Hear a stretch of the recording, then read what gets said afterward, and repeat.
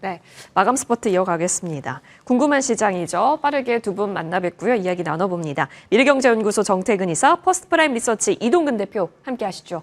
두 분 어서 오십시오. 네, 반갑습니다. 예, 반갑습니다. 자, 빠르게 여쭤볼게요. 지금 여러분 어디에서 기회를 노리고 계시는지 궁금합니다.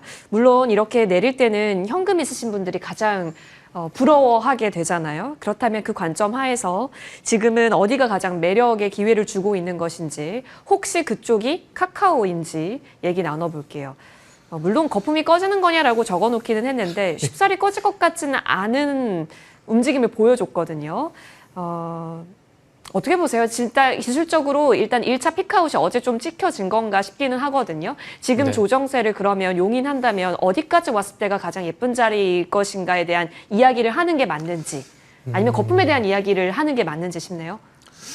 일단은 오늘부터가 저가 매수의 기회라고 말씀을 드리고 싶고요. 네네네. 그리고 거품을 논하기에는 카카오가 카카오 플러스 네카오라고 그럴게요. 그냥 네. 네카오 입장에서 좀 억울하지 않을까요? 네. 왜냐하면은 뭐 단기적으로 보게 되면 사실 카카오가 뭐 최근 한 달도 안 된 기간 동안에 뭐 따블이 올라온 건 사실입니다. 사실인데 그럼에도 불구하고 차트를 넓혀보게 되면은 그동안 계속 소외되어 있다가 그냥 2차 전지와 비슷하게 계속 소외가 돼 있다가 이제 반응이 좀 나오고 있다고 생각을 하고 있거든요.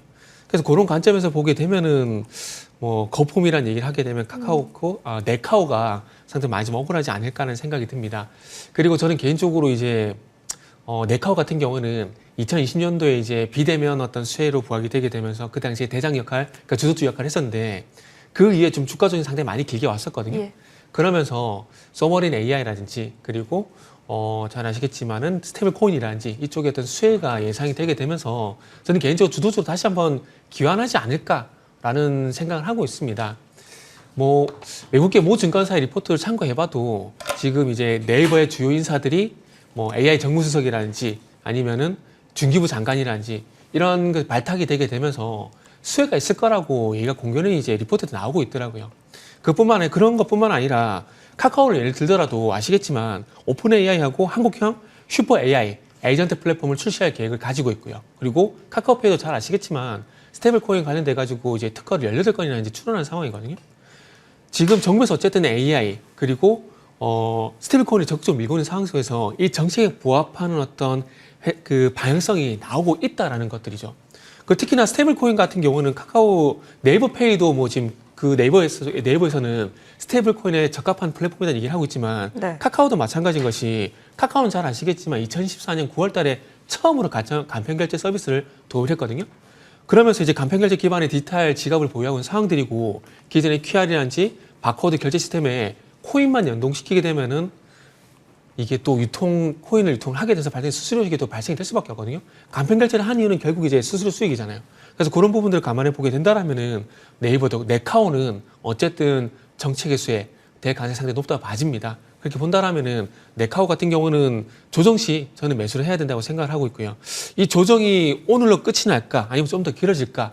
저는 개인적으로 요 고민밖에 없다라고 생각을 하고 있습니다. 그리고 마지막으로 요 말씀 드리고 싶은데 제가 네카오라고 표현했는데 아마 네이버를 살까 카카오를 살까 고민하시는 분들이 상당히 많을 거라는 생각이 들거든요. 그렇게 본다라면은 타이거 인터넷 탑10이라는 ETF가 있는데 그거는 이제 가장 많은 비중을 차지하고 있는 게 네이버하고 카카오거든요. 근데 이 비중이 거의 비슷해요.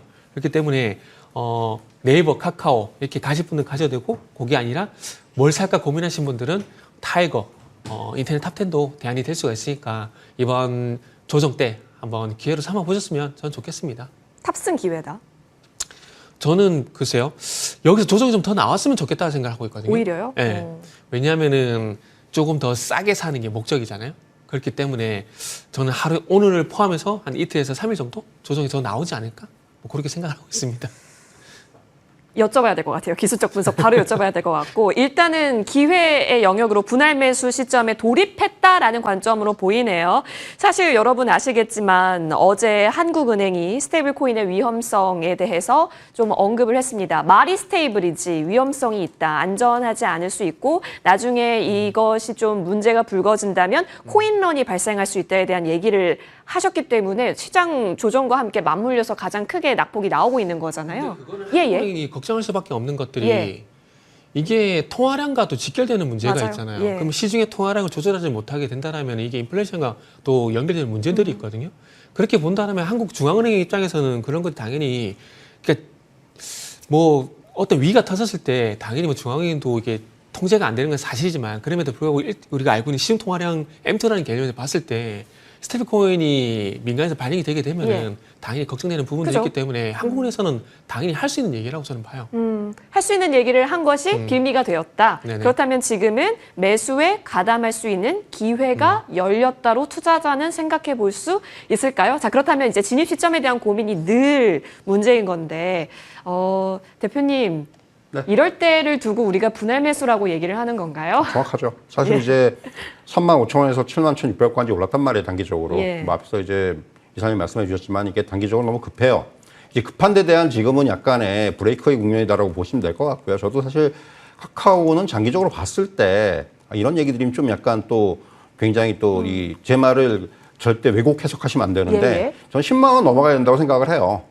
그렇기 때문에 사실은 지금 이제 1차적인 상승의 그 구간인데 그런데 이제 물론 그게 시간은 좀 걸릴 거죠, 당연히. 이게 지금 넘어야 될 산이 많아요. 사실 뭐 스테이블 코인을 차치하고라도 예. 지금 사실은 더 중요한 건 저는 소브린 AI라고 생각을 하는데 사실은 그 부분에 있어서 정부의 어떤 전폭적인 투자와 그리고 이제 어떤 그 개별 기업 간의 어떤 또 여러 가지 이제 합동 연구 내지는 협업 이런 부분들까지 포함을 해서 뭔가 이제 결과물을 내는 데까지 시간도 많이 걸릴 것이고 다만 주가는 이제 항상 선반영되는 측면이 있기 때문에 지금 급하게 올랐어요. 그리고 이제 조정에 들어갔는데 오늘 사실 가장 저는 주목하는 부분은 수급적인 부분입니다.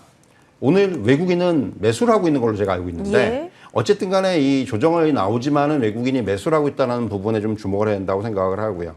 그리고 일단은 오늘 장중에 11선을 터치했죠. 근데 11선에서 일단은 지지가 됐어요. 물론 오늘 저점에서는 조금은 지금 낙폭을 줄이고 있는데 그래서 일단 저는 만약에 분할 매수한다면은 1차적으로 한 11선 11선. 2차적으로는 저는 21선, 앞에서 이사님과 말씀하셨지만 저는 조금 더 조정이 나올 수도 있다고 봐요. 21선은 55,000원 정도입니다. 뭐 이렇게 크게 빠지는 게 아니에요. 오늘 뭐 61,000원 정도까지 갔었고 그렇기 때문에 그 정도의 조정은 우리가 열어놔야 돼요. 사실은 뭐 주식이 뭐 맨날 오르면 좋겠지만은 절대로 그런 주식은 그렇지 않습니다. 항상 이게 급하게 올랐으면 조정이 있게 마련인 것이고 그런 부분에 있어서 지나치게 우려한다든가 겁을 먹는 그런 어떤 대응보다는 지금은 이제는 제가 앞에서 말씀드렸지만 카카오도 그렇고 네이버도 그렇고 이런 AI에 관련된 정부의 강력한 정책 의지는 계속 확인이 될 것이고요. 그렇기 때문에 그런 쪽에 좀 포커스를 맞출 필요가 있고 다만 단기적으로 봤을 때 저는 매수보다는 중립의 의견이에요. 왜냐하면은 지금은 분할 매수의 구간이기 때문에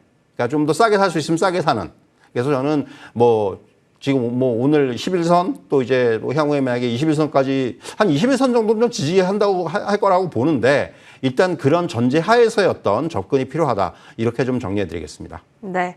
오늘 참전을 한다면 21선까지는 좀 여유 있게 두면서 분할 매수로 바라볼 수 있도록 다만 자리에 있어서는 조금 더 가격 조정이 나와준다면 더 예쁘게 매수할 수 있다라는 의견까지 코멘트 받아봤습니다. 이는 비단 네카오, 그러니까 카카오뿐만이 아니라 네이버까지 연동될 수 있겠고요. 이 외 스테이블 코인 전반적인 뷰와 관통하는 이야기지 않을까 싶네요. 여러분 잘 참고해 보시길 바랍니다. 이어서 반도체가 치고 올라오니까 좀 고민이 되는 시장이에요. 이걸 구조적으로 좀 바라보고 싶기는 하거든요. 한미반도체 내에 대한 얘기도 중요할 것 같기는 한데 이사님. 조방원은 여전한가요? 사실 그게 좀 걱정이 돼요. 일로 가는 건가 해서요. 반도체로 갈지 아니면 제가 요즘에 계속 좋게 말씀드린 플랫폼을 갈지 모르겠지만 조선 방산이 확실한 건 한 가지가 있습니다. 만약에 주주의 변화가 생기게 된다라면은 조선 방산이 가지고 있는 어떤 매력이 있음에도 불구하고 조금 이제 조정권에 들어갈 가능성이 있다라는 것들이죠.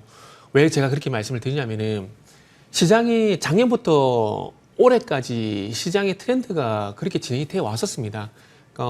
간단하게 작년부터 흐름을 한번 짚어보게 되면 작년 4월 달까지 HBM 이슈가 되게 되면서 SK하이닉스가 대장 역할을 하게 되면서 HBM 관련된 종목들 플러스 해가지고 뭐 CXL, 뭐 온디바이스 이런 데 갔었는데 그 이후에 5월달, 6월달 같은 경우는 아시겠지만은 화장품하고 음식료가 주도 섹터였습니다. 그러나서 하반기로 넘어오게 되면서 미국 대선이 이슈가 되게 되면서 바이오가 7월부터 10월달까지 주도 역할을 했었고요. 그러고 난 다음에 트럼프가 당선되고 난 이후에 아시겠지만은 조선방산이 지금까지 대장 역할을 계속 해왔었거든요.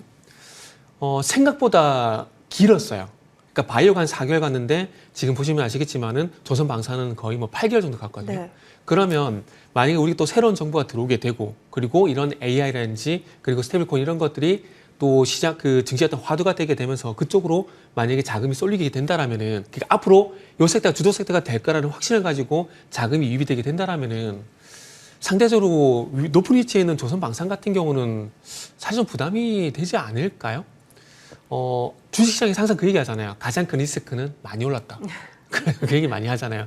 그래서 이거는 조선방산이 좋다 안 좋다를 가지고 따질 문제가 아니라는 거죠.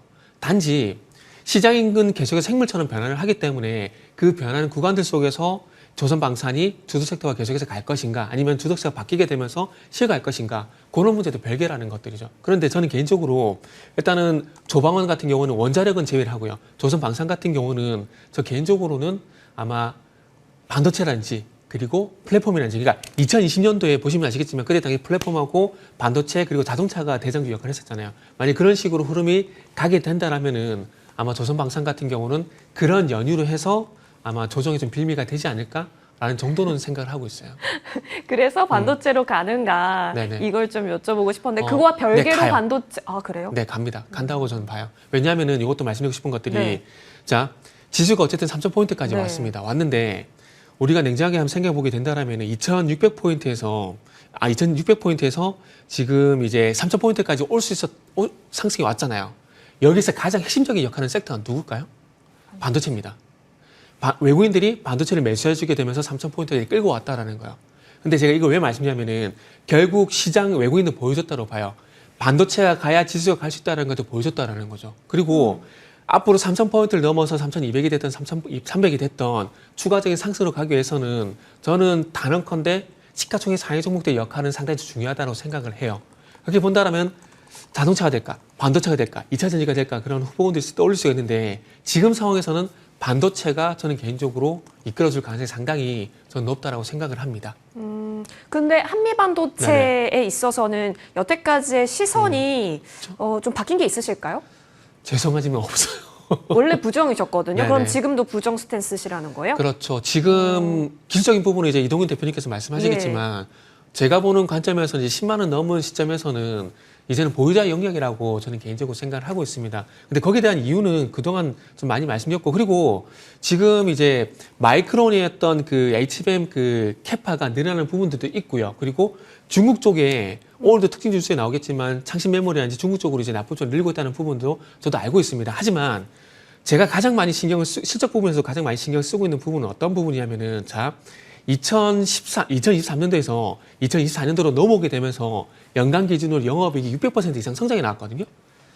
그 힘도 저는 분명히 한미 반도체 20만 원까지 가는 19만 6천 원까지 가는 원동력이 됐다고 보는데 그만큼의 어떤 퍼포먼스를 다시 보여준다는 전제를 깔게 된다면은 한미 반도체의 시선을 달리 볼 필요가 있겠지만은 절대적인 어떤 숫자는 올라가겠지만 가장 중요한 이 퍼센테이지, 그 좋아지는 폭, 이거는 2024년도를 뒤집기는 힘들다고 보기 때문에 그러다 보니까 저는 개인적으로 아직까지는 조금 한미 반도체 같은 경우는 그렇게 좋게 보진 않고 있다고 말씀드리고 싶네요. 반도체는 긍정적이지만 한미 네네. 반도체 말고 이외의 반도체를 보자. 이전에 네네. 좋게 말씀해 주셨던 게 이수페타시스도 있고, 네네. 그렇죠? 삼성전자도 삼성전자, 있고요. 그리고 오늘 그죠, 같은 경우도 대형주. ISC 이런 것들도 있고요. 네.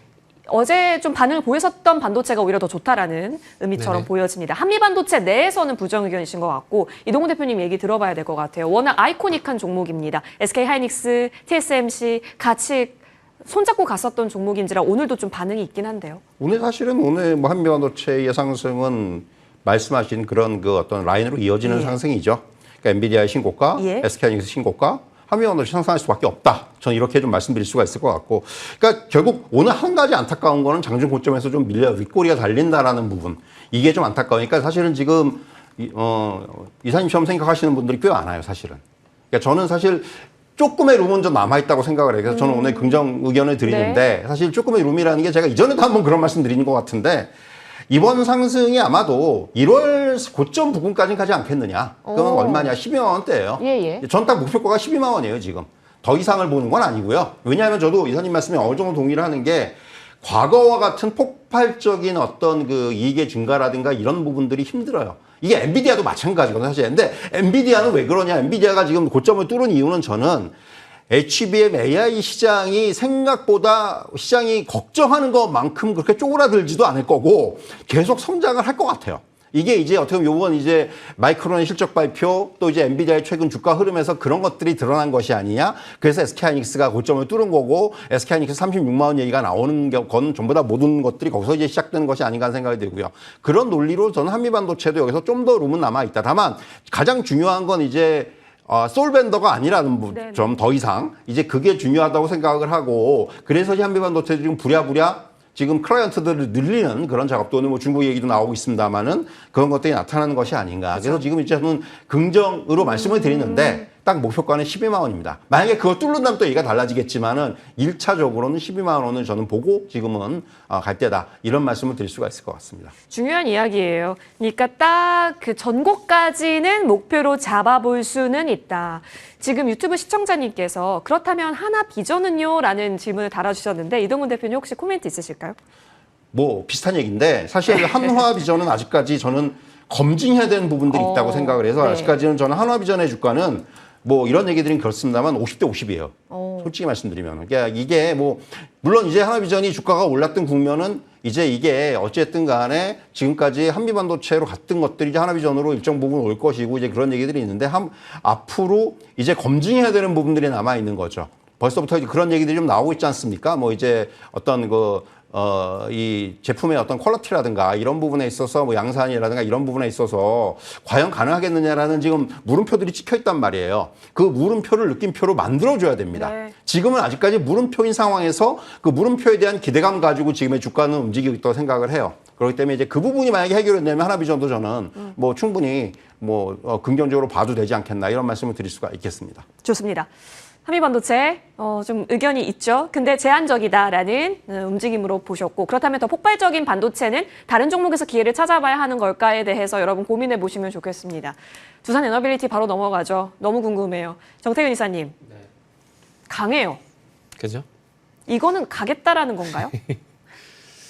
그렇죠. 그리고 시장의 특성이 그랬었잖아요. 제가 심상케 한 번씩 말씀드린 게 중꺾마 얘기를 상당히 많이 하는데 뭐 두산 에너빌리티도 그렇고 현대건설도 그렇고 그런 관점에서 일단 갔다라고 보시면 될 것 같습니다. 근데 두산 에너빌리티가 갈 당시에는 SMR이 이슈가 됐었고 그 SMR 이슈에 부합하는 종목이 일단은 전에도 말씀했지만 두산 에너빌리티 그리고 현대건설 거기다 플러스 해가지고 태용이 이제 SMR 단조 부품 만든다는 얘기 나오게 되면서 단기 급등 나왔던 부분들 그 이전에 아시겠지만 BHI가 먼저 급등이 나왔던 부분들. 예. 그러니까 일단은 이렇게 이제 현상이 나왔던 것들이 SMR 좀 제한되어 있었지만은 이런 것들이 이제 확장이 되게 되면서 이제는 이제 원전 해체까지 가고 있는 상황들이잖아요. 그러니까 분위기를 계속 만들어 가고 있는 것들이죠. 그런데 중요한 것은 이게 결국 일단은 이런 기대감이 있다라는 맛배기는 좀 보여줬다고 생각이 들어요. 그리고 이제부터 중요한 것은 이제 두산 에너빌리티 같은 경우도 뉴스케일 파워를 비롯한 SMR 기업들이었던 SMR 파운드리 이런 모멘텀을 그리고 수주기가 숫자를 일단 증명을 해야 될 시기가 오지 않는 생각이 듭니다. 하지만 중요한 건 어쨌든 뭐 트럼프도 원전 계획 승인 속도를 빨리 하라는 행정명도 진행한 상황들이기 때문에 그런 관점에서 보게 되면은 가시화가 될 가능성은 예전보다는 더 빨라졌다라는 관점에서 볼 수가 있을 것 같고 그런 관점에서 보게 된다라면은 저는 앞으로 이번에 뭐 조정이 나오게 된다라면은 이 조정을 적극적으로 활용할 필요가 있다는 말씀을 좀 드려보고 싶습니다. 그리고 뭐 주가 위치를 보더라도 아마 이것도 이제 카카오처럼 단기간에 좀 많이 올라서 좀 부담스럽다 하실 분이 계시는데 그럴 때는 차트를 넓혀 보시면은 저는 충분히 답이 나온다라는 말씀도 덧붙여서 드리고 싶네요. 차트를 넓혀 봤어요. 여러분 네. 주봉으로 해도 별로 안 보이는데 월봉으로 하면 보이네요. 2007, 8년도랑 비교해서 봐라라는 의미신 것 같습니다. 자, 그럼 기술적 분석 들어가겠습니다.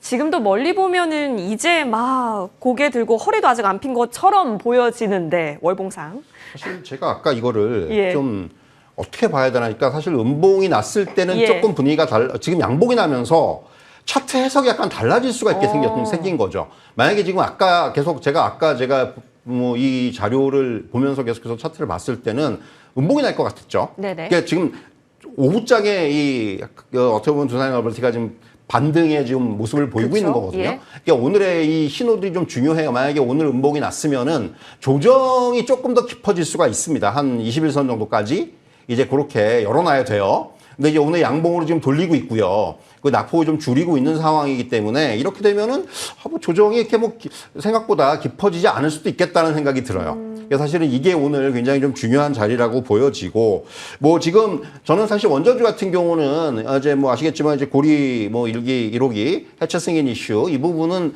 오히려 원전주 전반에는 좀 세론의 역할을 하지 않겠는가 하는 생각을 합니다. 사실은 뭐 승인이 나더라도 일단 차익 매물이 한번 나올 수 있는 상황이라고 생각을 하는데 근데 다만 앞에서 이제 이사님도 말씀해 주셨지만 저는 이제 결국 향후에 원전주의 주가를 좀 이제 주도할 부분은 역시 미국이에요. 그러니까 결국 뭐 2030년까지 원전 왔다가 뭐 몇 기를 착공을 하고 뭐 SMR 어떻게 하고 이런 얘기들 결국 이렇게 되면은 두산에너비티 입장에서는 파이프라인이 계속해서 확대되는 그런 어떤 구간들을 맞기 때문에 그 부분은 당연히 실적으로 연결이 될 수밖에 없습니다. 그래서 사실은 지금은 이제 그런 부분들을 생각해야 될 때고 단기적으로는 저 사실은 일단 지금 오늘 뭐 이 모양을 보면서 만약에 조정이 더 나온다면은 적어도 저는 21선 만약에 21선까지 가면 땡큐예요. 진짜. 그러면 이제 그 적극 매수인데 갈까 하는 생각이 들어요. 지금은 안 갈 가능성이 크겠다는 생각이 들고 어쨌든 간에 지금은 오늘의 관점에선 중립인데 사실은 조정 시 매수의 그 어떤 그런 전략은 유효하다 이런 말씀을 드릴 수가 있을 것 같습니다. 알겠습니다. 여러분 진짜 강하다라는 것을 오늘 장에서 보여주고 있는 두산에너빌리티. 그렇다면 이렇게 예쁜 종목은 내려왔을 때 잡는 것은 늘 열려있는 기회다로 오늘 이 시간까지 시간을 보건대 두 분 의견 정리됩니다. 한번 보시죠. 과거 전력기기 사이클이 떠오르게끔 하는 느낌도 좀 있는데 계속 보겠습니다. 연결선상이죠, 동네가. 자, 산업재 받고 이어서 이쪽으로 넘어가시죠. 바로 증권주입니다. 미래에셋증권. 자, 오늘 또한 대통령 연설에서 확인했듯이 이 오천시대에 대한 이야기 피력을 해주셨고 네네. 그리고 여러분 미래에셋증권이 네이버 파이낸셜 2대 주주이기도 하고요. 또 네이버는 미래에셋증권 지분을 한 7%대를 갖고 있습니다. 지금 우리 주식시장에서 핫한 뭐 코스피 5천 간다에 대한 이야기, 스테이블코인에 대한 이야기 어찌 보면 다 관통하는 종목이더라고요. 네네. 조정 씨 역시 매수가 될까요? 지금 증시 부양에 대한 얘기가 계속해서 나오게 된다면 증권주 같은 경우는 그 흐름을 타고 계속해서 같이 갈 수밖에 없을 것 같아요. 지금 증시가 과연 5천을 가냐 안 가냐 이게 상당히 많이 나오는데 5천 사실 5천은 잘 모르겠어요. 5천 잘 모르겠는데 그 새로운 영역으로 갈 가능성은 일단 있다라고 말씀을 드려야 될 것 같아요. 그 외국인들의 어떤 학습 효과에 대한 얘기를 좀 말씀드리면 자 과거에 이제 김대중 정부 때 1000포인트를 처음으로 이제 고지를 밟았었거든요. 그리고 난 다음에 노무현 정부 때 처음으로 2000포인트라는 고지를 밟았고 그 이후에 문재인 정부 때 3000포인트라는 새로운 고지를 밟았거든요. 그러니까 이런 것들 연결시켜 보게 되면 외국인들 입장에서 어떤 학습 효과가 되냐면은 진보 정부 때 새로운 영역으로 간다. 이런 게 학습이 돼 있다는 거죠. 그러다 보니까 JP모건 같은 경우는 대선 이전부터 이재명 대통령의 당선 가능성을 거의 99% 이렇게 확정을 짓고 이제 지수 전망치라든지 그리고 이제 섹터를 정해놨더라고요. 그래서 대선 전 같은 경우는 JP모건이 3,000포인트 목표 지수를 잡았다가 최근에 와서 따라서 3,200포인트 또 상향 조정을 했더라고요.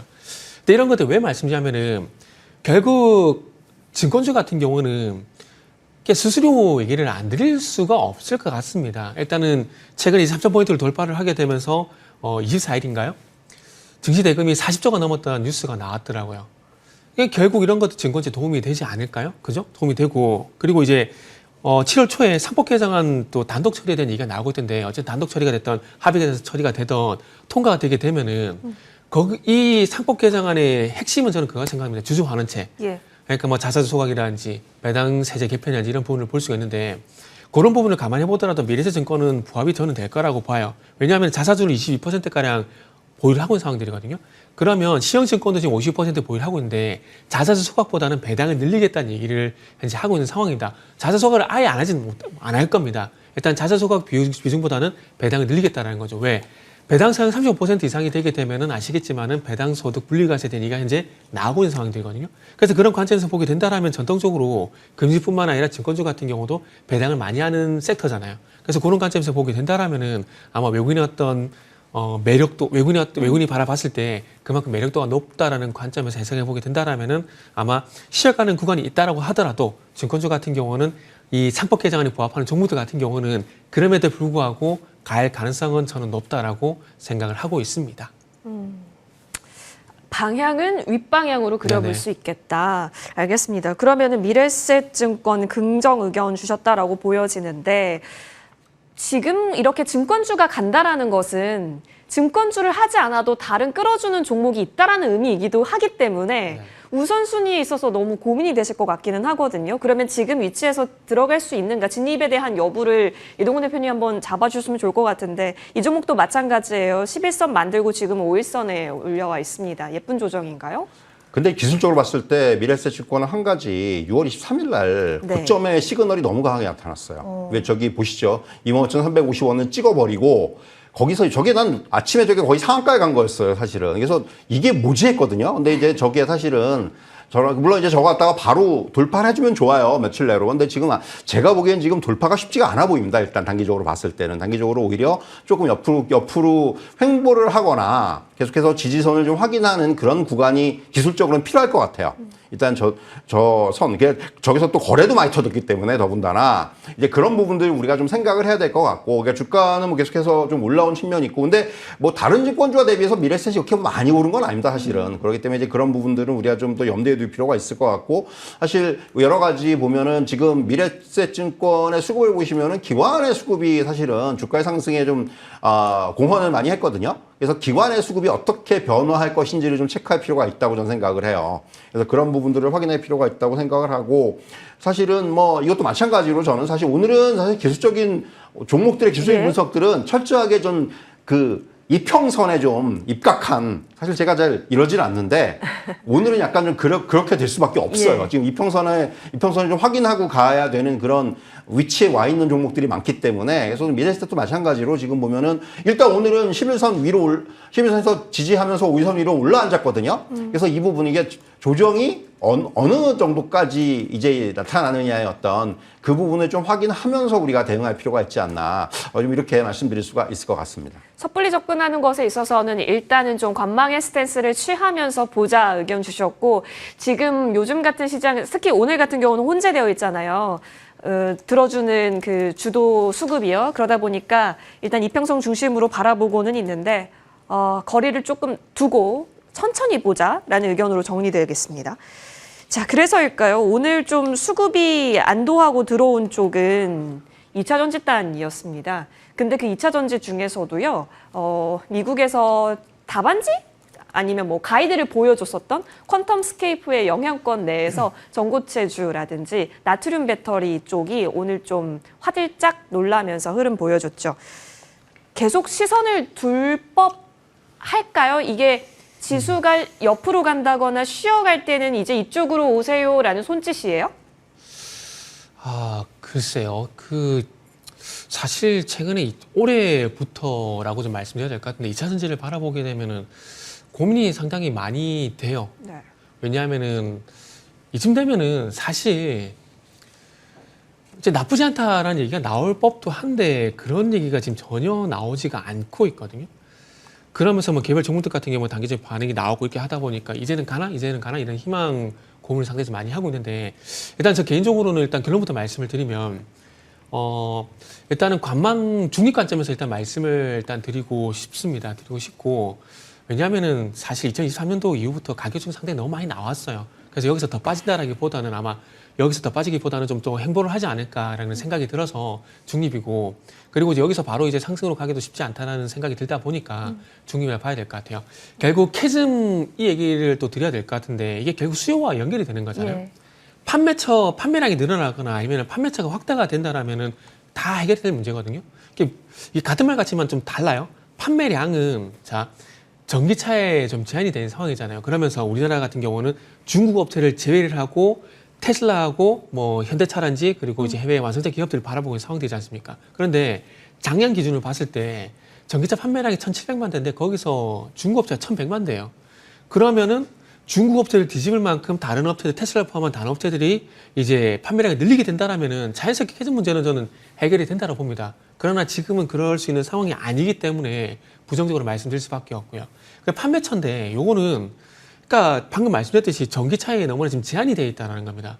물론 LG 에너솔루션이 우주선이라든지 로봇이라든지 삼성에서도 마찬가지로 로봇에 들어가는 어떤 전기차 배터리를 개발하고 얘기하고 있는데 결국 이런 개발이 빠르게 이루어지게 되면서 이런 것들이 전기차에 제한되는 것들이 아니라 판매처를 다양화시키게 된다면 결국 문제가 해결이 될 건데 사실 지금은 그런 것들을 기대할 만한 부분들이 없기 때문에 2차 전지가 가기 위해서는 뭐 서프라이즈한 어떤 이슈가 나온다거나 아니면 더 이상 나쁘지 않다라는 관점이 나와야 아마 가지 않을까 생각이 됩니다. 그러다 보니까 그런 얘기들이 나오기 전까지는 조금 부정적인 관점에서 관망 스탠스를 저는 가져가는 게 좋다라고 생각을 하고 있어요. 말씀 들어보면 2차 전지 전반인 것 네네. 같은데 근데 오늘 좀 슈팅이 나온 쪽은 전고체랑 네, 그렇죠. 나트륨 쪽이잖아요. 그럼 이런 쪽 할 바엔 차라리 내려가는 주도주를 보겠다. 이렇게 정리가 되는 건가요?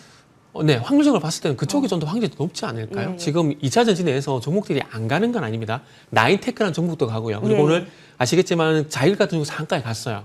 그런데 그러니까 뭐 100이라는 풀을 한번 예를 들게 되면은 A라는 100이라는 풀이 있고 B라는 100이라는 풀이 있는데 이게 지금 오늘 빠지고 있는 그 최근에 강했던 섹터와 2차 전지를 비교해 보게 되면 어느 쪽 풀이 조금 더 선택지가 넓을까요?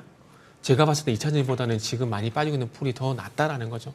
그래서 확률적인 측면에서 접근하시면 된다라는 말씀을 드리고 싶네요. 네. 빠르면 내년 양산이라는 부분이 좀 있긴 했는데 네네. 뭐 그렇게 따지면 유리기판도 가야 되고 갈 거 많죠. 자, 그럼 이동근 대표님. 이소학이 오랜만에 좀 거래량을 만들었는데 사실 이 정도 갖고는 부족할까요? 추세 돌리기에. 거래가 좀 늘어난 건 좋은데 예. 거래가 늘어나면서 주가가 좀 아침에 갭을 그대로 좀 유지를 해줬어야 되죠. 윗꼬리가 너무 길어요. 네. 사실은 이게 어떻게 보면 거래가 늘어나는데 그 거래의 성격이 결국은 트레이딩의 어떤 성격이 아니었나 이런 좀 생각이 드는 거죠. 그러니까 사실 아침에 분위기로 봐서는 올해 1월에 기록했던 고점을 돌파할 수도 있겠다는 생각을 했는데 이제 그건 무산됐고 거기서 이제 윗꼬리가 너무 길게 달렸다는 부분이 조금 아쉬운 측면이 있어요. 그래서 결국은 지금은 뭐 앞에서 이사님도 말씀했지만 저도 2차전지에 관해서는 이게 기간 조정이 가격 조정이 여기서 세게 나올 수는 없어요. 이제 뭐 정말 빠질 만큼 빠졌기 때문에 다만 그러니까 기간에 대해서는 아직까지도 조금은 시간이 걸릴 수밖에 없지 않나 생각이 들고요. 물론 그 안에서의 어떤 등락이 나타나요. 그러니까 뭐 오늘 이소화뿐만이 아니라 여러 종목들 뭐 그것이 중소형주가 됐건 대형주가 됐건 간에 최근의 흐름을 보시면은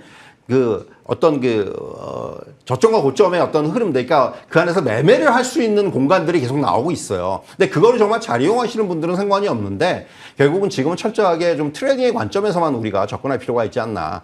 좀 이런 말씀 좀 드릴 수가 있을 것 같습니다. 트레이딩적 성격. 알겠습니다. 조금 더 퍼포먼스를 기대하기란 이쪽 말고 다른 동네에서 더 우선순위 찾아보시면 좋을 것 같습니다. 오늘 정리 잘 해보시고요. 종가까지 충분하게 또 알맞은 전략 세워가시길 바랍니다. 두 분과 함께했습니다. 고맙습니다. 네, 감사합니다.